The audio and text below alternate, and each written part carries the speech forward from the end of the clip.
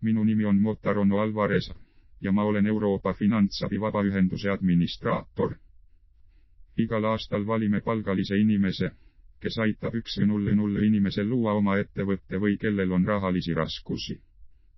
Sel aastal valisime Eesti, kus pakume tagastamatut rahastamist. Te ei pea selle rahastamise eest midagi maksma. Aitasime neid inimesi, kes soovivad luua oma ettevõtte, osta maja või mõne muu projekti, mis tahes summaga. Kui palju raha saab? Kas mina saan või? Ja mina ei pea midagi maksma. Jah, see on teie enda otsustada, kui suurt tagastamatut finantseerimist soovite. Kas sa tahad alustada äri või osta midagi või midagi sellist? Mul on vaja maksuvõlg tasuda, siis hakkan äriga ajama uuesti. Kas see on sobilik?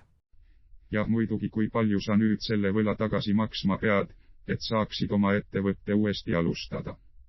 240 000, kui aus olla. 100 000 oleks vaja, et äri uuesti käima saada. 340 000.